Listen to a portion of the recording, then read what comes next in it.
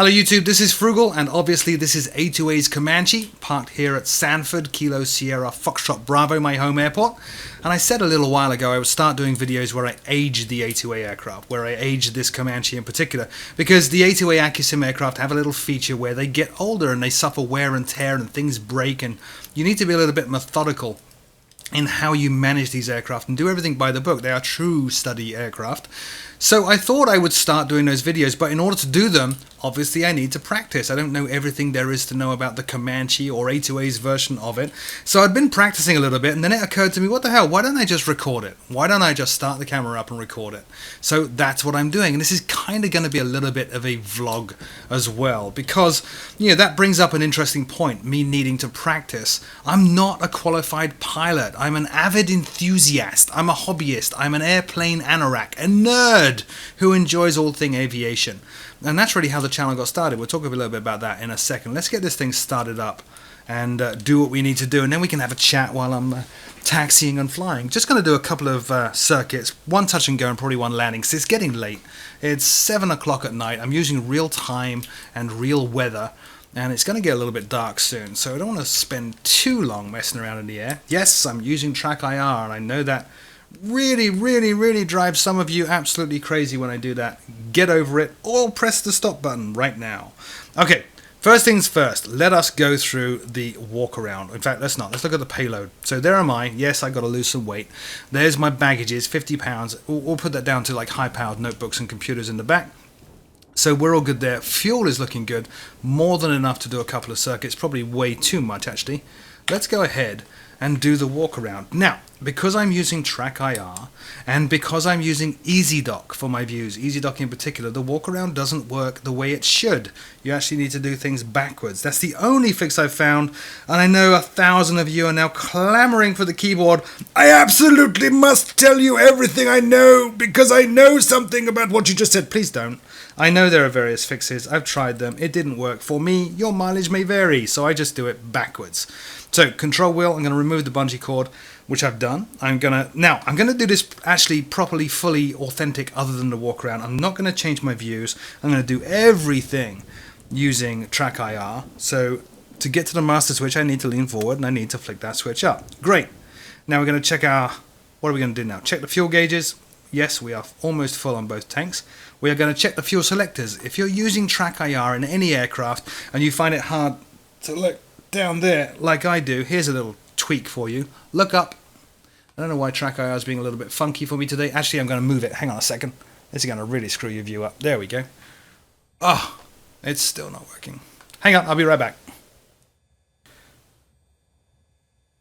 Okay, we're back. It seems to be working now. A little bit of oddness going on there, not sure why. A little trick for you is look up, recenter track IR, and then look straight ahead, and you'll find you can look down. So both my fuel selectors, the arms are pointing straight up, meaning we are on both tanks, so we're all good. We'll recenter track IR now. Great. What does it say now? Both on. Master switch now can go off because we've checked the fuel. We don't need power anymore. Ignition, we'll make sure that that's off, which it is, and we'll extend the flaps. Clunk, clunk, clunk.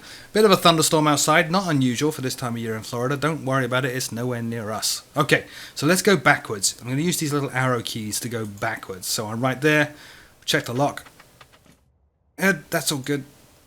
Out to the back here, make sure the tie down is gone, which it is. Make sure all of these are good. We'll just run through and make sure that there are no splits or cracks or weirdnesses going on. And there are not, so we're all good there.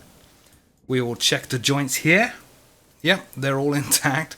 The bolt's going all the way through. There is a nut and a washer. You know, I don't know much more than that, honestly. It's everything needs to look connected and not broken, basically, so it does.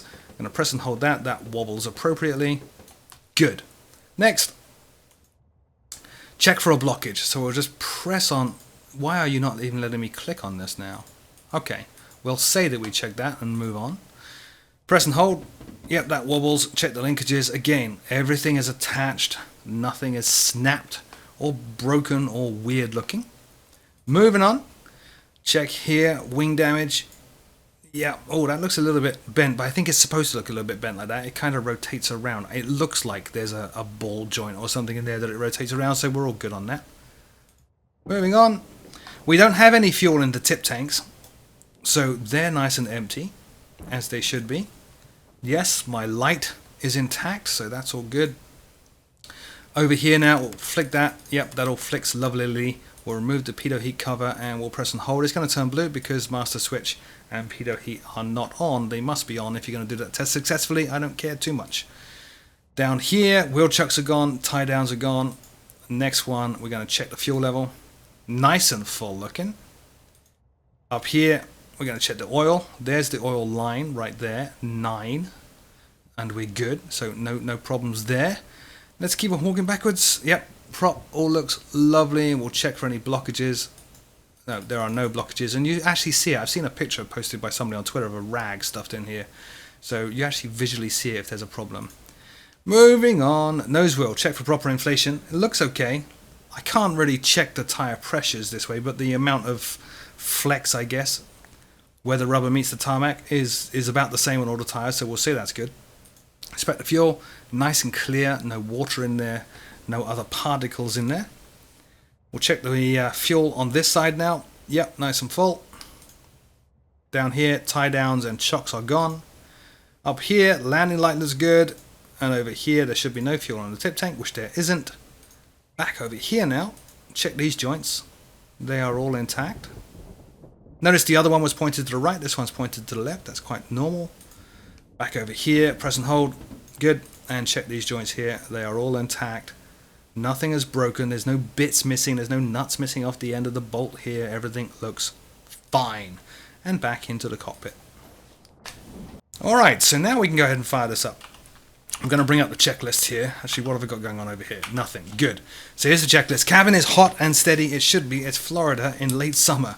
It's going to be a little bit warm. I'm not going to worry about the notes just yet. We'll go straight into the checklist. So pre-flight, well, we're going to do 2 circuits. A touch and go on one, and then we'll come to a full stop on the other one. That's all you need to know. It's a sim. Passengers, there are none, just me, except for you guys, and I just briefed you. Seatbelt, shoulder harnesses, put them on right now. Flaps up. So I'd previously lowered them down. For the walk around, I'm going to move my flap lever and bring them all the way up. Circuit breakers are in.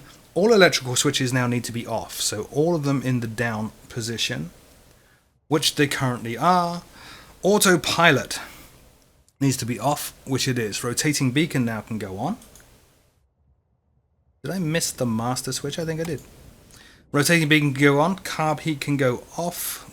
Pushed in is off. Fuel selectors should be on the desired tank. We did just check those. We can do it again. Look up, recenter track IR, look down. There they are. They're all good. And the gear switch lever, gear switch even, should be in the down position, which it now is. Okay, so engine started. I'm going to move all of my levers here just to make sure they're calibrated in the sim. I'm going to crack the throttle, prop full. In the Comanche, notice how they're back to front, by the way. Mixture full. Normally you would have here, throttle, prop, mixture. A little bit weird in the Comanche, but that's fine. Master switch now goes on. See if I can hit that without leaning forward. Good. Check I have green gear lights, which I do. Fuel pump now goes on. And if the fuel selectors are in the right position, yes, I screwed that up on the airfoil. First impressions, whatever. If the fuel selectors are in the right position, you will see fuel pressure rising. Like so. There. And not going stupid, which it didn't. So we'll turn the fuel pump off now. Going to prime the engine. I normally give it 3 primes. So 1, 2, 3.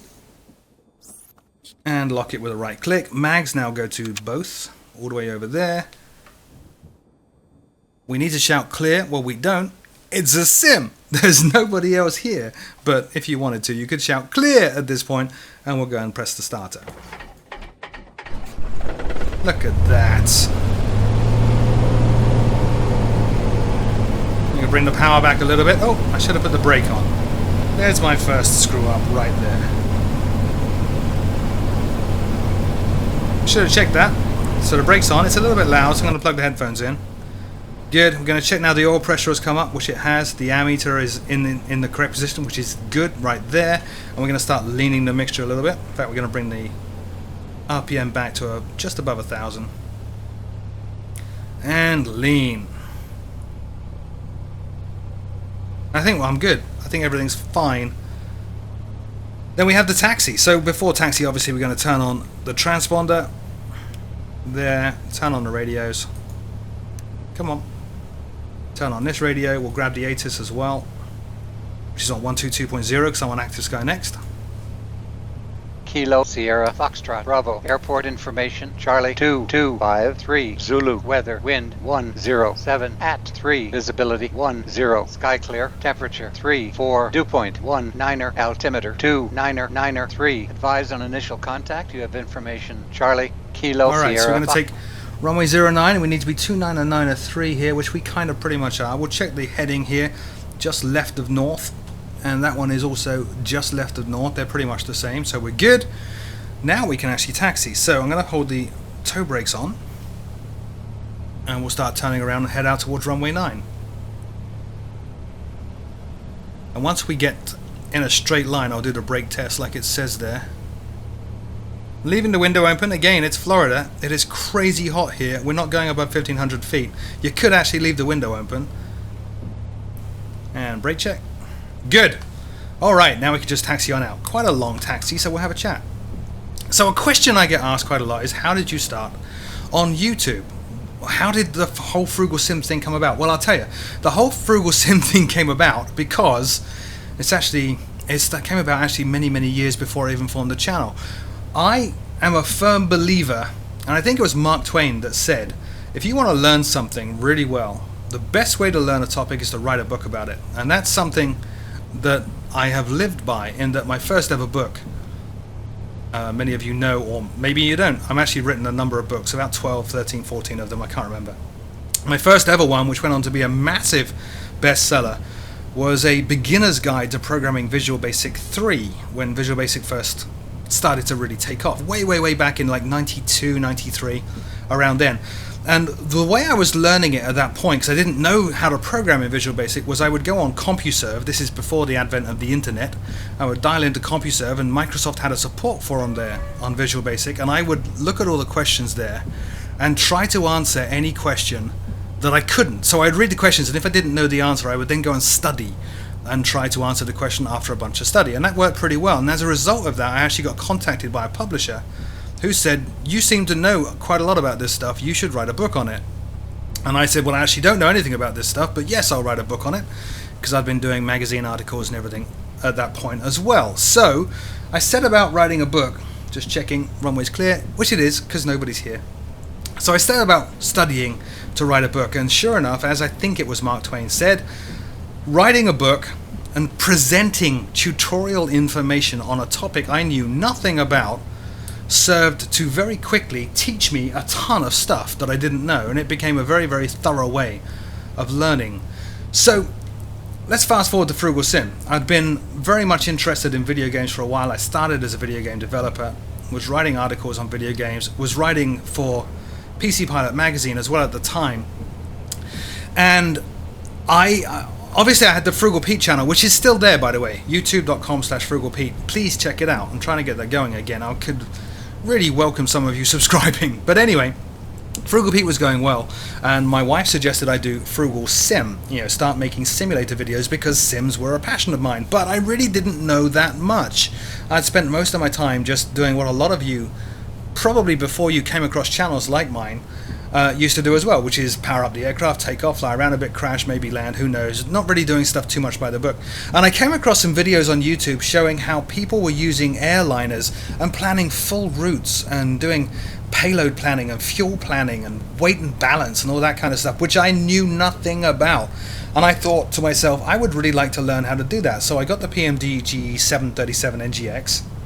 I had not flown airliners before. Nearly all of my writing in the magazine had been technical hints and tips, and then stuff on piston, old piston aircraft. But anyway, I got the PMDG, and it comes with 2 tutorials, and I did the first tutorial and thought, this is a bit of fun.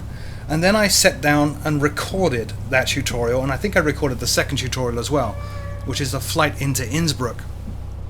And I learned quite a lot of stuff, and then that really got the bug going for me, and I started to really hit forums, do a lot of research on the internet, try to figure out more and more, try to figure out what is a star, what is a SID, why are the runways numbered the way they are, all this kind of stuff. Hang on, I'm going to stop and digress for a minute while I do the run up here. Bear with me. So run up, we're going to hold the brakes. Fuel quantity is good. We are on the desired tank. I'm not going to reset track hour again. Mixture is set to rich. Going to bring up the props to 2000. Sorry, power to 2000 RPM ish, which is about there. Go to the right mag. There's my drop on the RPM. Go to the left mag. It shouldn't change. Ooh. I'm not particularly worried about that, but it is a bit different. We'll check that when we get back on the ground. It's not a huge deal. Someone is now clamoring for their keyboard to tell me how wrong I am. Check the copy. Good. And I think we're good. Oh, I didn't cycle the props. Let me go ahead and do that. I'll just do it one time. There we go. So that's all working. Lovely. So while we're here, let me turn on the lights now. I'm going to turn on the strokes we're about to take to the runway. I will turn on the fuel pump. So anyway, getting back to the story. Frugal Sim was actually born out of me knowing nothing and learning. You know, I'm not a qualified pilot. I do have hours in real aircraft. I've never had a consistent large block of money available, or time, more importantly, to finish and qualify. So I've always remained an anorak nerd, home hobbyist, plain nut, who has no real formal training. And Frugal Sim really was born out of my desire to learn. And that's really how it's been. Even to this day, I still have huge gaping holes in my knowledge. I still make a lot of mistakes, as many of you will want to point out. I am not a professional pilot, but the idea of the channel was to produce something that showed what I had seen on those other videos, that you can, use real-world techniques as much as possible on a desktop simulator.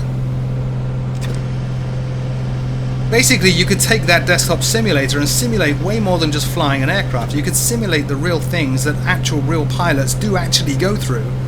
And I found all this out by doing research, by doing Google searches, and reading articles, and reading forums, and asking questions, and contacting pilots and asking them stuff, and also making a lot of mistakes. So that's really how the channel came about. I wasn't naturally born knowing everything there is to know about sim. Going to bring the prop back here to 2400, a little bit too much. There we go. It is something that I've learned through the course of making this channel. Now the reason I bring this up is I did an Air 4 Lab C-172 first impressions last week. Now before we go any further with that, let me just point out, because some people get a little bit confused, what a first impressions is. I think the dictionary definition of a first impression is the mental image that is formed upon first meeting someone or a thing. And my first impression was not good of that particular aircraft. I like the aircraft. I think it has a huge amount of potential. I said in the video it's probably the best aircraft of its type ever for X-Plane, but for me it had flaws. Now I understand I made a number of mistakes, and some of that first impression was born out of those mistakes. I could give you a ton of arguments about why those mistakes were kind of warranted, such as there's no manual. You need to go and scour the internet and find a hidden link, well, not really a hidden link, a very subtle link at the bottom of the product page to be led to videos and tutorials and manuals all about the aircraft, but I'm not going to. I just did, but I'm not going to. But the point is, it was a first impression, and it's my impressions. It's not a damning review, a final verdict or anything like that. It's my impressions of the aircraft. But even so, a lot of people took to the comments when that video came out to point out, as they always do, you did this wrong, you did that wrong, but then the comments turned a little bit angry. In fact, the comments turned positively nasty, and I deleted a ton of them. One comment telling me I should stop making videos. I should stop making any videos. Another guy telling me I'm talking out of my arse. And me, like a lot of, in quotes, desktop pilots, don't know what we're doing. We should stop filling the internet with misinformation. All this kind of stuff. Basically, people getting very, very, very bent out of shape about stuff. So I really wanted to answer the question about how the channel started and address some of those comments as well, which is I'm not a qualified pilot. I'm an avid flight nut and a flight sim nut. I know a huge amount about flight simulators. I've been using them since the mid-80s. Know their history, know their ins and outs, know what they can and cannot do, know their quirks, and so on and so on. And I've flown a lot of aircraft, and I'm pretty good, I think, at a number of aircraft. I'm not very good at some other aircraft. It's just how it goes. But these videos are really me when I go out and I study and I try to learn. And then maybe I'll put up a video showing you how to do stuff, and then people can go and correct me like they always do. Hey Frugal, you missed this switch, you did that wrong, in a real aircraft we would do this, and so on and so on. Ultimately though, it's just a hobby. This is not my full-time job. My full-time job is, God, I don't even know what you'd describe my full-time job, other than journalist and author. I'm also a guy that gets called in. I kind of think it's maybe a startup CTO. I get called into technology companies that have a great idea, and they want to get off the ground, so they call me in because I have quite a lot of experience doing that, and then I will help build the first version of a product. I will build a team around that product. I'll launch the company, and hopefully we'll take that startup all the way up to exit, which is usually the company gets bought by somebody else, or it becomes a publicly traded stock, which I've done a few times. So that's my main job. I am self-employed. I have a number of large customers that I work with, large as in they take all my time. The YouTube thing and the flight thing, in fact even the PC pilot thing, are hobbies. They are really self-funding hobbies. Imagine if your hobby was golf and somehow you found a way to make money indulging in your hobby. That's really what the channel is and what PC Pilot magazine is. Hopefully having a bit of fun, and throughout learning something. I do value constructive feedback, but realistically, you know, given that this is a bit of fun and it's a hobby, I don't really, and I know someone's yelling at me now, you didn't turn the fuel pump off. I don't care. It's given that it's a hobby and a bit of fun, and really it does take quite a lot of sacrifice as well. I have to sacrifice time with my family. I have to sacrifice time just chilling out after a long day to go and study and record and edit and then put up these videos and receive hate for putting up these videos. It's not really worth it. And it's not something I think anybody should tolerate. You know, I've seen a lot of people on other channels as well as my channel, and to other YouTubers as well as me, and other people on Twitch and on Twitter saying, if you can't handle the criticism on the internet, you shouldn't be on the internet. Now, how about if you have no sense of self-control over your mouth and the hateful slurs that you spew out of it all the time? Maybe you should get off the internet instead of telling me to get off the internet. So that's where all that comes from. So just wanted to make that clear. You know, I do try to learn a lot. When I learn, I try to share it so that other people can benefit. And I know other people have benefited. I've got a lot of comments from people saying, hey, I watch your videos, they're great. They taught me how to get the most out of this add-on or that add-on, or I had no idea you could do that in a desktop sim. You've opened a whole new world for me. I know it has done that. I know it has spawned a metric buttload of other YouTube channels as well. Some very big, some not very big, but I know there's a lot of them that have been, I don't know if inspired is the right word, but motivated to create their own channels because of what I had done with this one. And that's cool. That's cool. Me studying, learning, making mistakes, putting up videos, making a bit of a sacrifice, I hope, in driving people's enthusiasm has made simming a better place for a lot of you. Be it as simmers, or because there is now much more variety available for you on YouTube and Twitch, and so on and so on. But I really don't see why I should have to sit and tolerate a ton of abuse. I really don't. Yes, I make mistakes. I'm gonna make mistakes. It's the nature of, first of all, being a human, and second of all, not being a qualified pilot and learning as you go. But even so, a first impression, although mistakes are made in it, and maybe those mistakes did lead into my impression, a first impression is not in itself a mistake, it's an opinion. It's really my first impression. But anyway, back on that Air Force Sim C-172, I will be doing follow-up videos. I will be spending a lot more time with it. I do understand some of the flaws I pointed out are not flaws at all. They're actually absolutely correct. So yes, it makes a lot of sense to me to spend a lot more time with it. Alright, let's see if we can do this landing. The problem I always have with the landings in the Comanche is the aircraft wants to float. I'm told from the comments on that very video, the reason for that is the low wing and the ground effect. So there you go. I learned something, maybe you did too. A little bit of a crosswind here today. Not a big deal. It is going to be a long landing. Not a big deal. Not a big deal. There's no one else here. It's just me. I could land on the road. It doesn't matter. But we try to be realistic on the channel, which I think is the other point people misconstrue about this channel. Alright, here we go. Come on, come on. Try to be gentle. That's not bad, really. Flaps up. Okay, that is bad. Bounce on the nose wheel.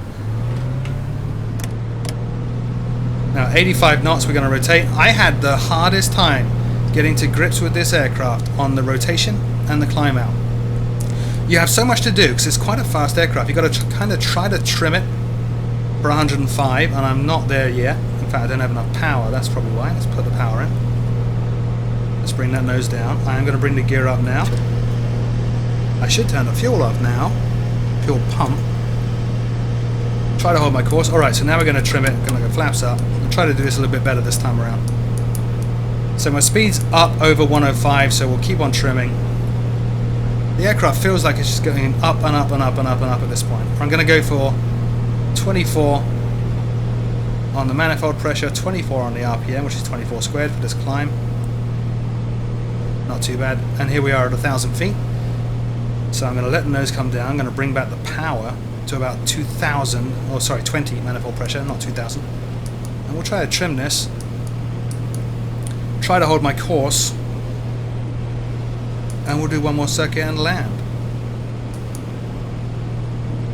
I've got about... Now I obviously reset the aircraft when I did the review. I wrecked it.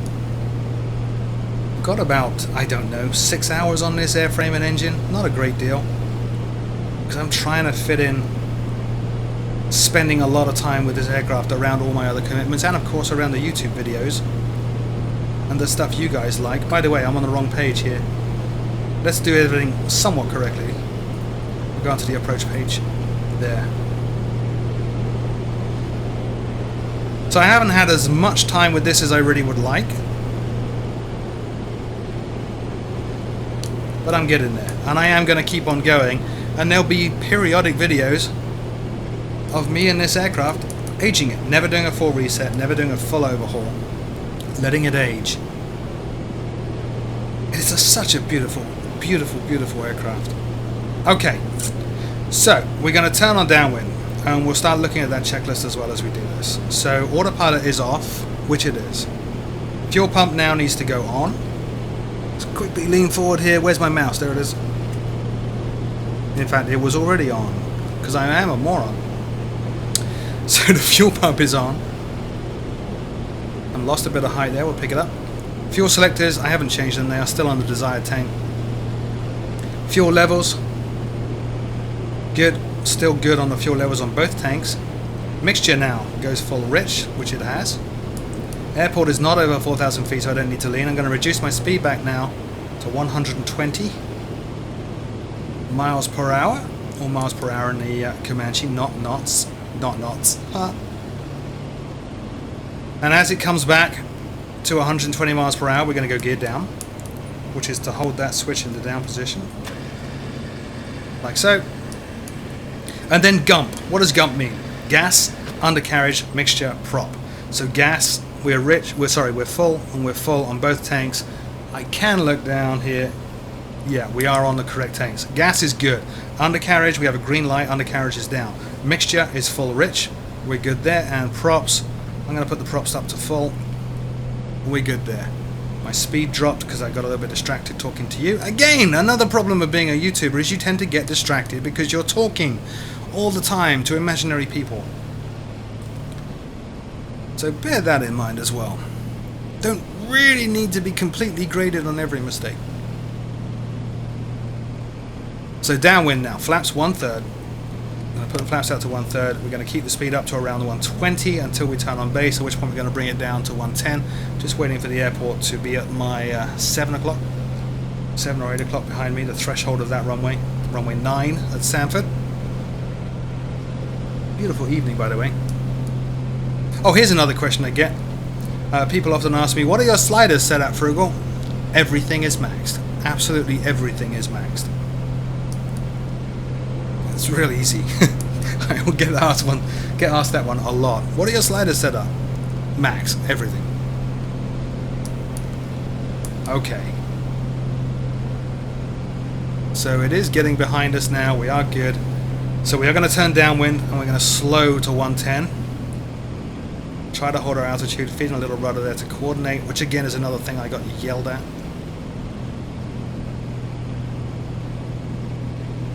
And speed should be coming down now, particularly if I ease up on the power a little bit. as we come out on base, and as that speed comes down to 110, we'll go to the next stage of flaps. Just trimming a little. I have my trim a little bit too sensitive. There we go, next stage of flaps. We're starting to descend now.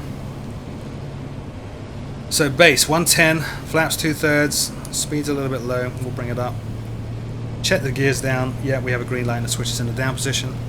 There's the runway. Plane's getting a little wallowy, as it should.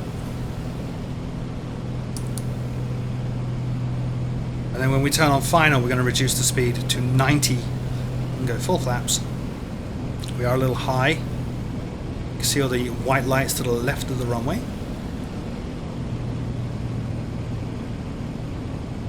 And that's fine. Alright, coming off the power now to bring the speed right down, and we'll start our turn.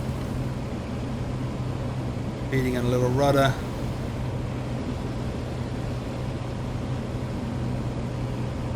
A lot less power now. We are still going to be a bit high, but a bit too much rudder. Comanche does seem, or A2A's Comanche at least, does seem very, very sensitive to rudder. I need to look into that. Speed is coming down. We are still high, and we are still a little bit fast. Oh, now we're getting good. There, so we'll just trim a little bit. Overly sensitive trim, which is my fault. And we'll go flaps. Now, descending a bit too fast, I'm going to bring the power back in. Because we are a little low, as you can see.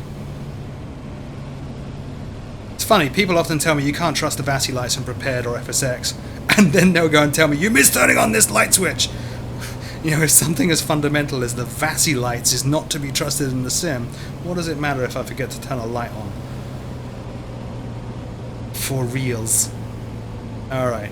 It's going to be a little bit of a long landing again. I don't care too much.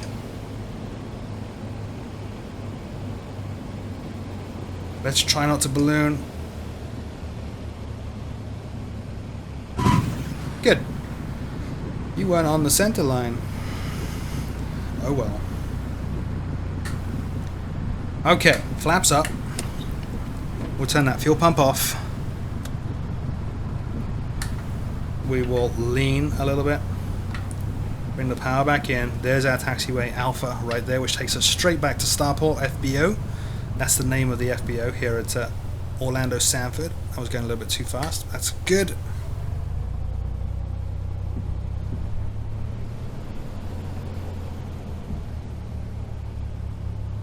As we pull off the runway here, I'm going to turn the landing lights off. I need to talk to Scott actually and see whether he leaves either of those on, because there are no taxi lights. And the strobe off. And we will taxi back and do the shutdown. Because that's the other part of aging this aircraft, is I need to do everything. So I am parking it at night, I am securing it, putting the tie downs on, putting the chocks in, turning everything off the way it should be turned off. Trying, in every respect, to use this aircraft like a real aircraft. Not be a clown, not mess around too much. Do take care of it. You know, something I would like to do, but no promises, is start looking up costs for certain things, like what does it cost to replace component X or Y, and start keeping a track of how much it has cost me to own this aircraft virtually. Alright, so let's drive in here. That'll do. Okay, pull the power back. Gonna pull the mixture back and the prop. Let's go over here.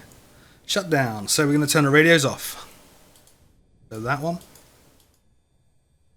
Probably should have turned those off first, actually, looking at the list, before I turn the engine off. Ah, I forgot to turn my transponder onto alt for that entire flight. Oh well. I'll try to remember that next time. That's what I was saying. Stuff like that I learn by making the mistakes. Okay. So radios are off, transponder is off, mixture is off, master switch now needs to go off, like so. All electrical switches now also need to go off, so the rotating beacon. Mags, we'll put this all the way down here to off. Secure the control wheel. Well, this time I'm going to put the brake on, not forget to do that. So the brake's on, control wheel bungee is right there. We'll put that on. We will open the door. Oh, no we won't. We'll unlock the door. We'll open the door. And then we will pop outside. And we will secure it properly. So, which key is it? That one. So I'm going to put the wheel chocks in. The tie downs in. And obviously it's an empty plane. As always, my name is Frugal. Thank you so very much for watching. And until next time, I will see you soon.